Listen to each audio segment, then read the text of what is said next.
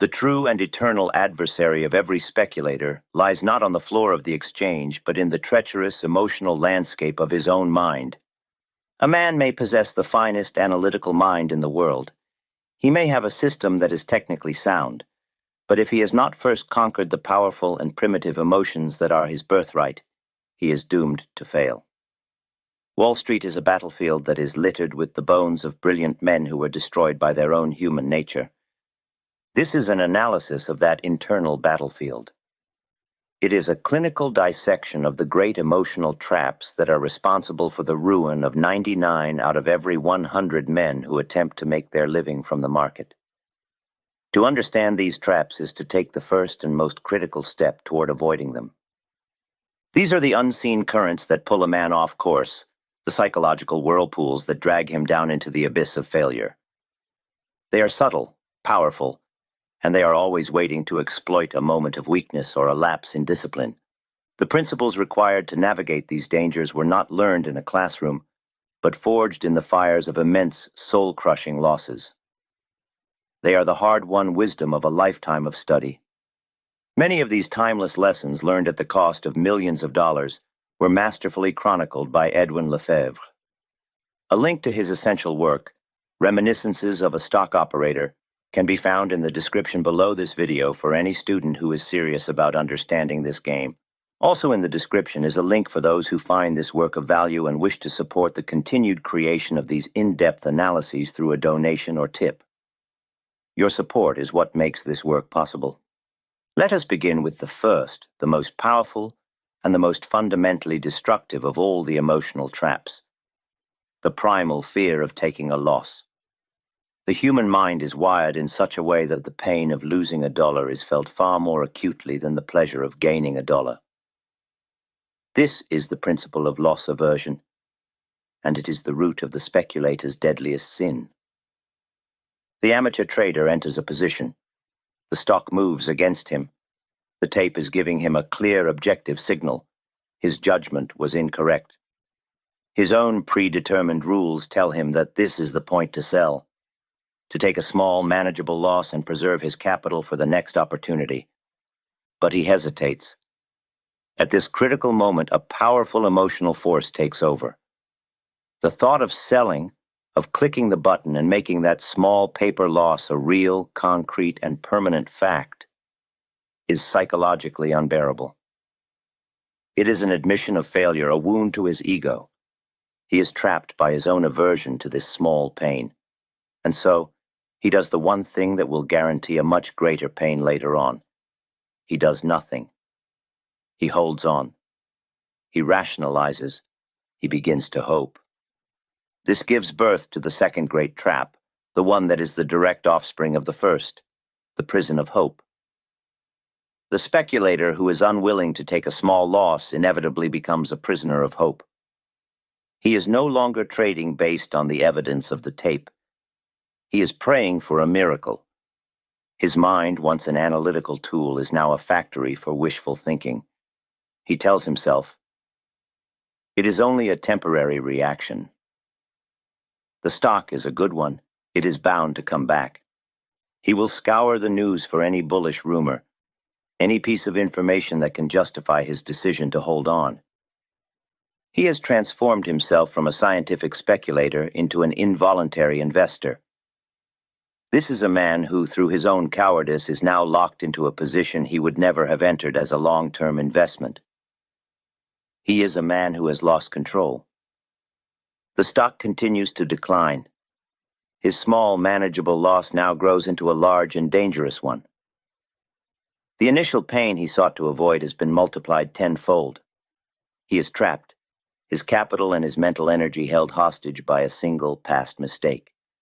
This leads directly to the third and perhaps most reckless of the emotional traps, the impulsive decision to average down.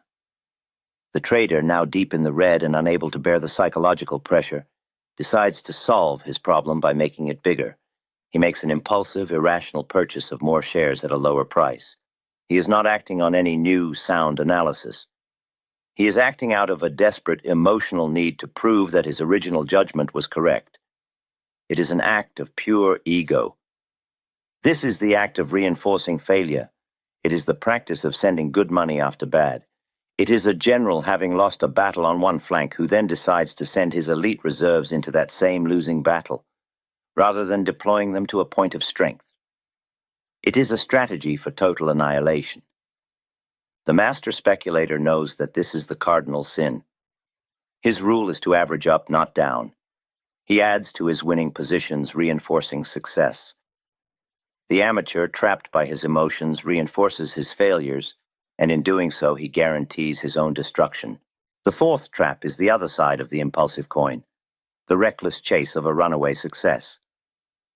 The trader has been watching a stock, perhaps intending to buy it at its pivotal point, but he hesitated. Now the stock has exploded upward, and he sees it making new highs day after day.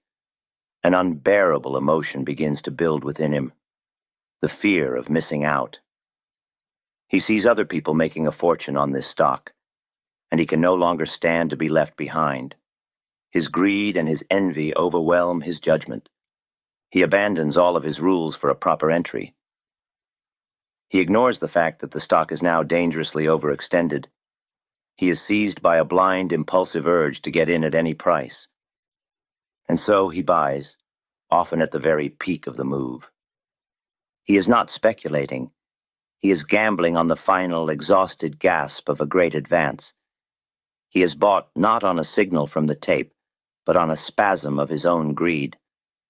This is how the smart money that bought at the beginning is able to distribute its stock to the public at the top. The fifth trap is the great emotional inversion that defines the amateur's entire career. The speculator who is a slave to his emotions has his feelings completely backward, in a way that is perfectly designed to produce the worst possible results. He is fearful when he is in a winning position. He is terrified of his small paper profit disappearing. This fear causes him to cut his winners short to snatch a tiny gain from a stock that was destined to become a great leader, and he is hopeful when he is in a losing position. He is terrified of making a small loss a real one. This hope causes him to hold his losers, to allow them to grow into the catastrophic losses that ultimately wipe him out. His entire emotional response to the market is a perfect recipe for financial ruin. He is a farmer who has made it his life's work to pull up his healthy growing plants and to carefully water his weeds. The mathematical outcome of this strategy is not a matter of chance, it is a certainty. It is in the aftermath of these impulsive, emotionally driven trades that a speculator's resolve is truly broken. The losses born of such recklessness are the most painful. This is why a return to first principles is not a luxury, but a necessity for survival. A return to this channel, to this video and others like it, especially after a series of unsuccessful trades, serves as a vital recalibration of the professional mindset.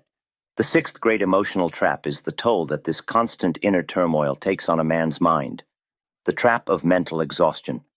A speculator's single most valuable asset is not his capital, but his clear, objective, and unemotional judgment. The emotional traps are a direct assault on this asset. The man who is holding a large losing position is a man who cannot think clearly about anything else. He is consumed by a constant low-grade worry. He cannot sleep at night. He is irritable and distracted.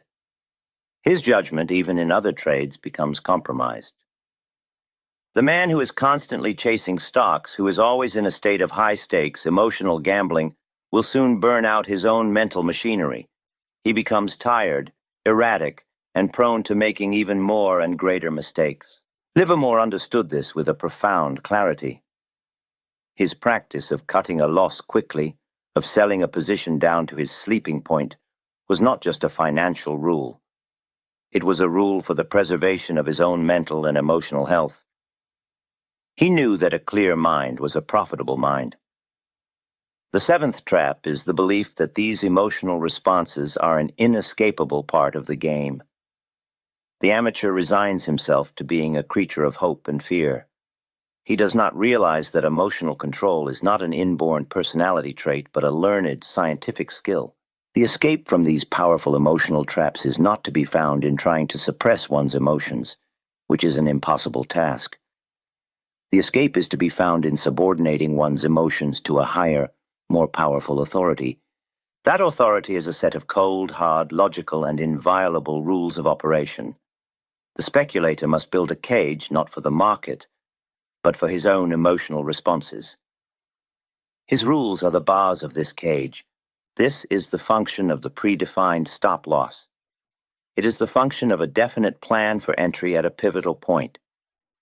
It is the function of a scientific formula for position sizing.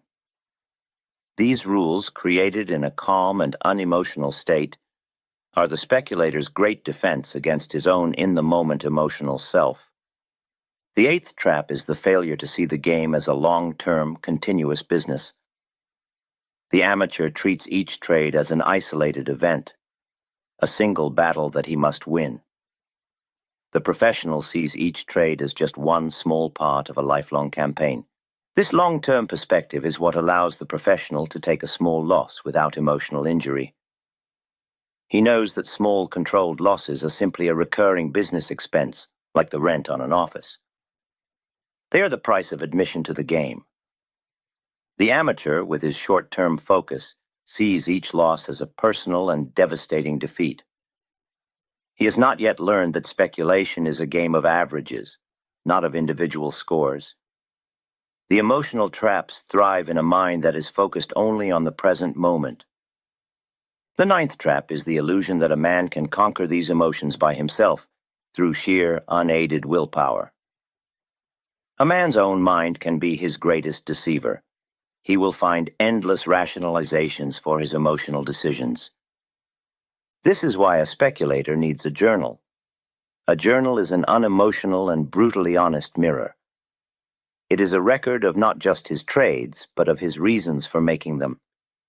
By reviewing his journal, the speculator can begin to see the repeating patterns of his own emotional mistakes. The journal is the great teacher. It is the tool that allows a man to step outside of himself and to analyze his own behavior with the cool detachment of a scientist. It is the first step in the process of reconditioning his own mind. This reconditioning is the final and most difficult work. It is the process of forging a new mind, a new character. It is the act of training oneself to feel pleasure at the swift and disciplined cutting of a loss, for it is a sign of professionalism. It is the act of learning to feel a calm and patient satisfaction while sitting with a large, winning position. A satisfaction born of discipline, not of greed. It is the slow and difficult process of inverting one's own natural and costly human instincts. This is the great, silent battle that is the true business of speculation. The man who wishes to succeed must first accept that his primary and most dangerous enemy is not the ticker tape, not the market makers, and not the other players in the game. It is himself.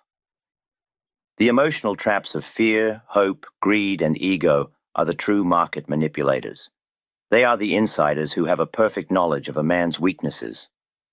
The only path to victory is to recognize these internal enemies, to study their tactics, and to build a system of rigid scientific rules that will render them powerless. The ultimate triumph in the market is not a victory over the tape, but a victory over the self.